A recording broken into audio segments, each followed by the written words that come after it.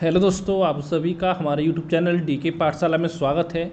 दोस्तों, जैसा कि आपने थंबनेल देख लिया होगा, आज की इस वीडियो हम बात करने वाले हैं। देखिए, चाहे तो आपका यूपी पीसीएस का एग्जाम हो, चाहे आपका यूपी पीएससी आरओ एआरओ का एग्जाम हो, क्योंकि सर लगातार मेरे बच्चों का सवाल है कि सर इसके लिए हम दोनों एग्जामों के निबंध लेखन की तैयारी हमको कैसे करनी चाहिए। तो इसी के बारे में वीडियो हम आपको बताएंगे। और दोस्तों, साथ ही मैं आपको बताऊंगा, एक निबंध लिख के बताऊंगा मैं आपको किस तरह से आपको निबंध लिखना है, उसके बारे में पूरी चर्चा करेंगे। तो इस वीडियो को आप जरूर देखें, ठीक है, निबंध लेखन के बारे में। सबसे पहले दोस्तों मैं आपको बताना चाहता हूँ, देखिए, अगर आप यूपी पीसीएस एग्जाम की तैयारी कर रहे हो, आप अपनी आरओ एआरओ की तैयारी कर रहे हो, अगर इसके लिए आप हमारे निबंध लेखन ग्रुप में जुड़ना चाहते हो, तो दोस्तों ये मेरा व्हाट्सअप नंबर है 7042654009, ठीक है। इस नंबर पर आप मुझे मैसेज कर सकते हैं। तो हमारे ग्रुप में जुड़ने की सारी जानकारी आपको इस नंबर पर दे दी जाएगी। और साथ में देखिए दोस्तों, मैं आपको बता दूं कि जो हमारे निबंध का ग्रुप बना हुआ है, अगर उसमें आप ज्वाइन होते हो तो उसके बाद कहीं और से तैयारी करने की आपको जरूरत नहीं पड़ेगी। पूरी तैयारी हमारे ग्रुप में आपको कराएगी। सारे कंप्लीट नोट्स जो निबंध के आपको वो प्रोवाइड कराए जाएंगे। अगर जुड़ना चाहते हो या नोट्स का अगर आपको डेमो चाहिए, तो मुझे इस नंबर पर व्हाट्सएप पर आप मैसेज कर सकते हो। सारी जानकारी आपको व्हाट्सएप पर दे दी जाएगी। अब दोस्तों हम बात करते हैं, देखिए, अगर आप इस समय निबंध लिखने में बिल्कुल जीरो हो, तो किस तरह से आपको तैयारी करनी चाहिए।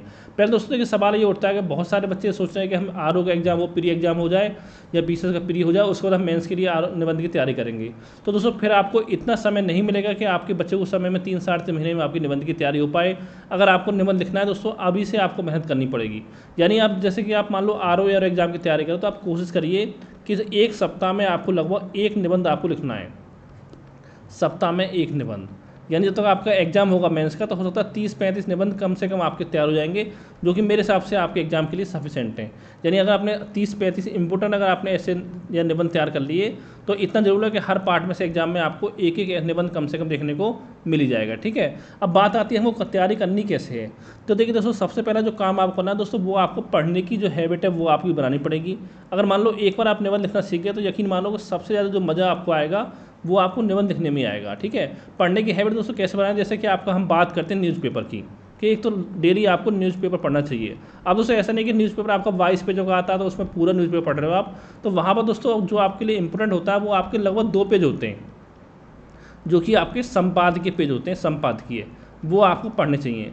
अब दोस्तों देखिए, अगर आपके यहाँ न्यूज़पेपर नहीं आता तो हमारे ग्रुप में आपको लगातार डेली न्यूज़पेपर दिया जाता है, तो वहाँ से भी आप पढ़ सकते हो चाहो तो, ठीक है। यहाँ पर दोस्तों देखिए दोस्तों क्या करना है, जैसे मान लो जो भी आपका संपादक लिखा है, जैसे मान लो कोई लेखा आपका आया महिलाओं से संबंधित, तो पहले उसको आपको पूरा पढ़ना है और साथ में उसके नोट्स बनाने हैं, यानी जो जो फैक्ट आपके लिए इंपॉर्टेंट हैं। जैसे कोई उसमें आपका डाटा दे रखा है कि महिलाओं में कितने अत्याचार होते हैं, या श्रम बल में भागीदारी महिलाओं कितनी है, यानी कोई भी आपको महिलाओं समय जो आपका डाटा वगैरह इसमें दे रखा हो, क्योंकि वो डाटा जल्दी आपको हर जगह नहीं मिल पाता है, तो उसको आप कॉपी पेन लेके नोट कर लें, ठीक है। या कोई और आपकी इंपॉर्टेंट कोई लाइन आपकी दोहा वगैरह, यानी कि कोई आपका, ठीक है, कहानी वगैरह उसमें है, तो उसको आप नोट कर लें। तो इस तरह दोस्तों आपको तैयारी करनी है आपको न्यूज़पेपर की। देखिए, जो सबसे अच्छे न्यूज़ में बात करूँ मैं, अगर बात करें हिंदी मीडियम की, तो यहाँ पर देखिए दोस्तों, एक तो सबसे बेस्ट जो मुझे लगता है आपका संपादकीय लेख के लिए, वो लगता है जनसत्ता, ठीक है। जनसत्ता एक आपका हो गया, और एक साथ में आपका होता है दैनिक जागरण, जो कि आपका राष्ट्रीय संस्करण।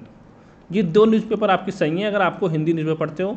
इसके अलावा कोई इतना खास आपको मुझे और नहीं लगा है, ठीक है। राष्ट्रीय संस्करण, यानी 2 आप पढ़ सकते हो, दैनिक जागरण, राष्ट्रीय संस्करण, और साथ में जनसत्ता। देखिए, इसके केवल आपको 2-2 पेज ही पढ़ने संपादकीय वाले, ये नहीं पूरा पेपर आप पढ़ने बैठो।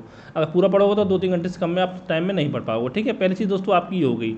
इसके अलावा दोस्तों कुछ आपकी मैगजीन आती हैं, वो भी आपको पढ़नी चाहिए, क्योंकि वहाँ से भी आपकी बहुत ज़्यादा आपको मदद मिलती है। जैसे कि आपका हम बात करते हैं कि एक आपकी योजना आती है सरकारी मैगजीन, और एक दोस्तों आपकी कुरुक्षेत्र आती है। अब देखिए दोस्तों, इन 2 मैगजीन की खास बात यह है कि ये आपकी सरकारी मैगजीन है, तो यहाँ पर जो भी आपको डाटा मिलता है वो आपको करेक्ट मिलता है, गलत डाटा आपको यहाँ पर नहीं मिलता। तो ये भी आपके निबंध लिखने में बहुत ज़्यादा आपकी हेल्प करते हैं, ठीक है। अब ये नहीं कि आपके 10 आर्टिकल आए योजना में हर महीने तो आपको 10 पढ़ने हैं, जो आपके लिए इंपॉर्टेंट है निबंध के लिए वो आपको पढ़ना है। जैसे दोस्तों आप तैयारी करोगे धीरे धीरे, तो पढ़ना आप सीख जाओगे, क्या चीज़ आपके लिए इंपॉर्टेंट है, क्या चीज़ आपके लिए इंपॉर्टेंट नहीं है। और जो आर्टिकल में जो चीज़ आपके लिए इंपॉर्टेंट है, जैसे काम आ सकती है निबंध लिखने में, तो उसको आप कॉपी पेन लेकर आप उसको नोट कर सकते हो। और देखिए दोस्तों, इसके अलावा देखिए, अगर मान लो जैसे कि आप दिल्ली वगैरह में, तो वहाँ पर क्या होता है कि किसी भी शॉप पर जाकर आप थोड़ा पढ़ सकते हो मैगजीन को, ठीक है। उसके बाद आप खरीदना नहीं है वो बात की बात है। तो वहाँ पर जाकर दोस्तों आप मोबाइल से, जैसे कि आप एक मैगजीन आती है क्रॉनिकल मंथली, मोटी वाली, जो विशेष करके आपके यूपीएससी वाले बच्चे पढ़ते हैं, स्टूडेंट जो तैयारी करते हैं, उसमें दोस्तों क्या होता है, उसमें लेख वगैरह आपके आते हैं हर महीने।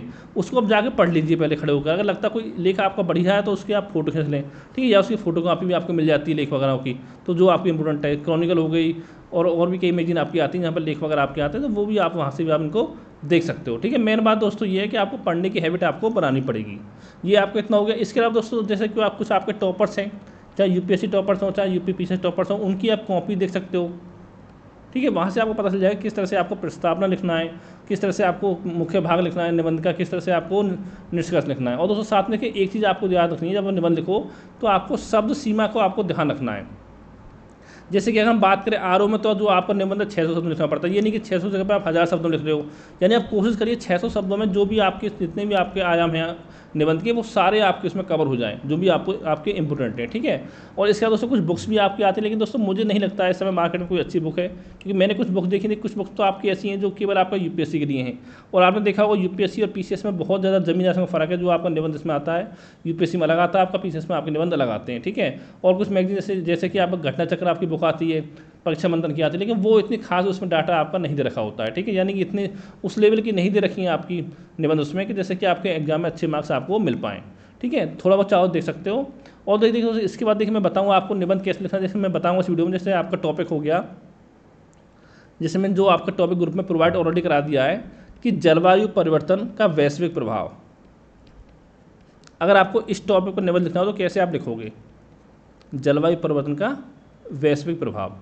और साथ दोस्तों या तो ये टॉपिक आपका हो, या आपसे पूछ सकता है कि जलवायु परिवर्तन समस्या एवं समाधान, तो वो एक ही बात है, उसमें कन्फ्यूज आपको नहीं होना। आप सोचोगे मैंने तो जलवायु परिवर्तन का वैश्विक प्रभाव तैयार किया था, ये कहाँ से आएगा, तो वो एक ही बात है आपकी, ठीक है। उसमें आपको सेम ही लिखना है। अब देखिए दोस्तों हम बात करें इस निबंध की आपको शुरुआत कैसे करनी है। पहले बात आती है आपकी प्रस्तावना की, लेकिन उससे पहले देखिए दोस्तों अगर कोई आपके पास दोहा है, कोई आपकी जलवायु परिवर्तन संबंधी या कोई आपकी कहानी है या किसी कथन है, तो वो आप बता सकते हो। या दोस्तों एक कथन मुझे बहुत अच्छा लगा था दोस्तों, वो आप कथन था आपका जो आपकी ग्रेटा थनबर्ग है, जो पर्यावरण कार्यकर्ता है उनका, ग्रेटा थनबर्ग। और दोस्तों कथन वो क्या था, कथन देखिए वो ये था आपका कि वयस्क लोग कहते रहते हैं कि युवाओं को आशा देने का जो दायित्व है वो हम पर है, यानी कि युवा पीढ़ी पर, ठीक है। लेकिन मुझे आपकी आशा नहीं चाहिए, मैं नहीं चाहती कि आप आश्वासन रहें, आशावान रहें, और मैं चाहती हूँ कि आप डर को महसूस करें। मैं चाहती हूँ कि आप ऐसा व्यवहार करें जैसे कि घर में आग लगी हो। तो इस कथन से आप इसकी शुरुआत जो निबंध की अपनी कर सकते हो, ठीक है, और बता सकते हो कि इसमें क्या कहने का प्रयास किया जा रहा है। तो दोस्तों इसके बाद आपका मुद्दा क्या आता है, देखिए उस चाहो तो सवाल पूछ कर सकते हो शुरुआत निबंध की। जैसे कि पूछ सकते हो कि अब सवाल यह उठता है कि जलवायु परिवर्तन क्या है, ठीक है, इसके क्या कारण है, यह समस्या सिर्फ वर्तमान में मौजूद है, हमेशा से ये समस्या रही है आपकी। इस तरह से आप इनकी अपने निबंध की जो आप शुरुआत कर सकते हो। और इसको रोकने के लिए अंतर्राष्ट्रीय और राष्ट्रीय स्तर पर क्या प्रयास किए जा रहे हैं, किस हद तक प्रयास जो सफल रहे, वो सारी चीज़ें यहाँ पर आप बता सकते हो। और भाई दोस्तों इसके बाद जो आप बताओगे, इसके बाद जो आपकी जलवायु परिवर्तन है उसकी आप परिभाषा दे सकते हो, ठीक है। 30-40 शब्दों में, 50 शब्दों में आप इसकी परिभाषा आप दे सकते हो जलवायु परिवर्तन की। तो यहाँ दोस्तों क्या होगा, इससे बहुत अच्छा प्रभाव पड़ता है इसके पर, अगर आप उसकी जिस टॉपिक आपको निबंध पूछा जा रहा है उसकी परिभाषा बता रहे हो, ठीक है। इतना जब दोस्तों आप कर लोगे तो इसके बाद आपके आती है कि कारण, कि जलवायु परिवर्तन कारण क्या होते हैं। तो दोस्तों इसके लिए मेनली आपके दो कारण होते हैं, एक आपका होता है प्राकृतिक कारण, ठीक है, और एक आपका होता है मानवीय कारण। लेकिन दोस्तों देखिए जो आपके प्राकृतिक कारण होते हैं, देखिए वो आपके नुकसानदायक आपके नहीं होते, उनसे बहुत ही ना के बराबर आपकी हानि होती है। जैसे कि आपकी भूकंप हो गया, ठीक है, प्राकृतिक कारण में आपका आ जाते हैं। ज्वालामुखी विस्फोट आपका हो गया, ज्वालामुखी विस्फोट। और इसके अलावा दोस्तों और हम बात करें महासागर जलधारा आपकी हो गई, ठीक है, महाद्वीपीय पृथक्करण आपका हो गया। तो ये दोस्तों घटना जो इसके आपके सकारात्मक कारक आपके होते हैं प्राकृतिक। फिर अगर दोस्तों बात करें मानवीय कारणों की, तो यहाँ पर दोस्तों जो आपके मानवीय कारण होते हैं वो आपके नेगेटिव प्रभाव डालते हैं जलवायु परिवर्तन पर, ठीक है। जैसे कि आपके हम बात करें मानव पर प्रभाव डालेंगे, ठीक है, जीव जंतुओं पर, पर्यावरण को हानि पहुंचती है आपकी, जो कि आपके मानवीय कारण होते हैं उनसे।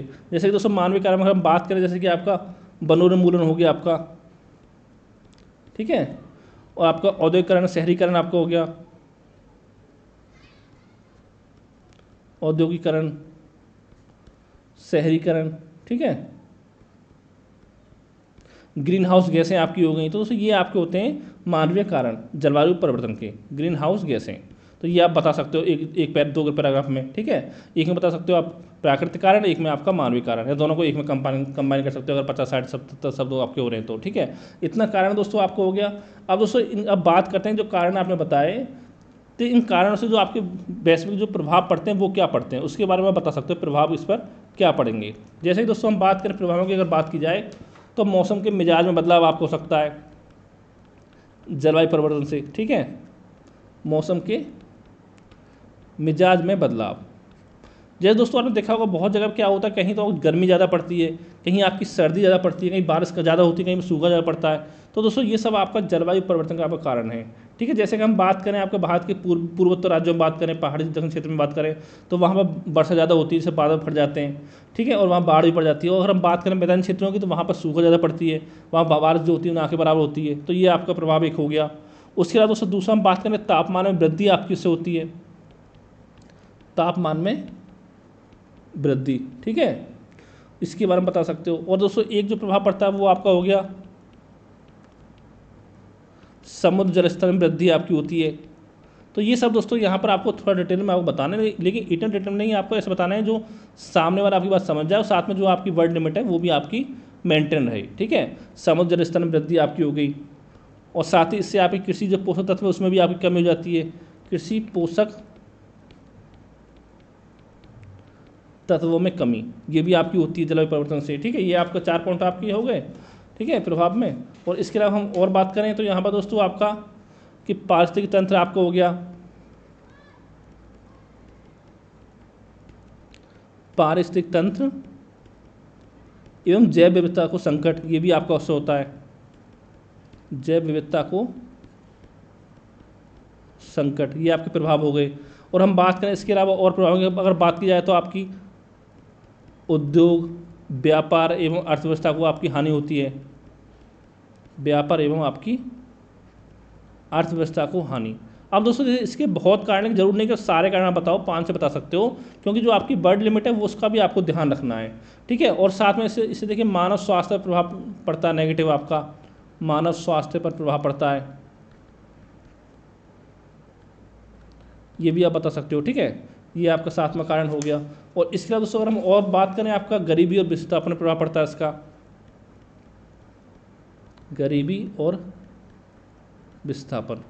जैसे दोस्तों आपने देखा होगा बहुत लोग आपके जो आपकी वैसी जगह पर रहते हैं, जो झोंपड़ी वगैरह बना कर रहते हैं, वहाँ देखा होगा मान लो बाढ़ आ जाती है तो उनको अपना घर छोड़ना पड़ जाता है, अपना आवास कहीं और जाकर शिफ्ट होना पड़ता है, उससे भी हमको दिक्कत होती है। ठीक है, गरीब लोगों को।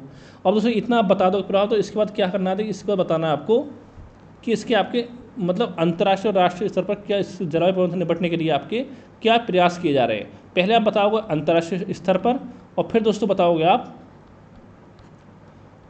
राष्ट्रीय स्तर पर क्या प्रभाव, क्या मतलब इसके जलवायु परिवर्तन से निपटने के क्या आपके इंतजाम किए जा रहे हैं। अगर दोस्तों हम बात करें आपके अंतर्राष्ट्रीय स्तर पर, देखिए यहाँ पर एक दोस्तों आपका कार्यक्रम आपका जाता है जो आपका IPCC था। ठीक है, 1988 वाला, इसको आप बता सकते हो। इसके बाद दोस्तों और आपका था UNIFCCC वाला जो था। ठीक है, यानी संयुक्त राष्ट्र जलवायु परिवर्तन फ्रेमवर्क सम्मेलन जो आपका हुआ था 1992 में, इसको भी आप बता सकते हो। इसके अलावा दोस्तों आपका पेरिस समझौता आपका हो गया 2005 वाला, 2015 वाला पेरिस समझौता, और भी आप यहाँ पर अपना दिखा सकते हो। ठीक है, इनके बारे में थोड़ा थोड़ा आप डिटेल में आप बता सकते हो। तो ये आपके अंतर्राष्ट्रीय स्तर पर हो गया।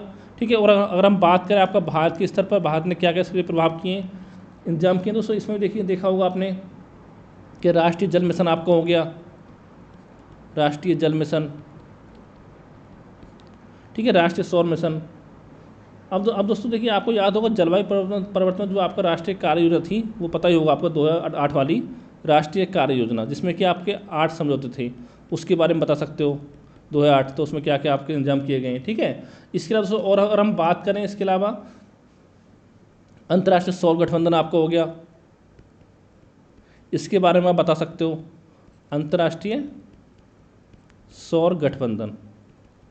ठीक है, इसके बारे में बता सकते हो आप। और भी आपके जैसे वन सन, वन वर्ल्ड, वन ग्रिड आपका हो गया। ठीक है, अंतर्राष्ट्रीय ग्लोबल बायोफ्यूल अलायंस हो गया, लाइफ मिशन आपका हो गया। तो ये सब दोस्तों यहाँ पर आपको बताने हैं, लाइफ मिशन वगैरह हो गए। ठीक है, ये आपके भारत के संदर्भ में हो गए। इसके बाद दोस्तों आप क्या करना है, कुछ आप सुझाव देने हैं, फिर आपको उसका निष्कर्ष बताना है। और दोस्तों साथ में देखिए और आप एक चीज़ पता होगी आपको दोस्तों, जब आपका COP27 हुआ था, उसमें दोस्तों जो आपके महासचिव थे UNO के, वो थे आपके एंटोनियो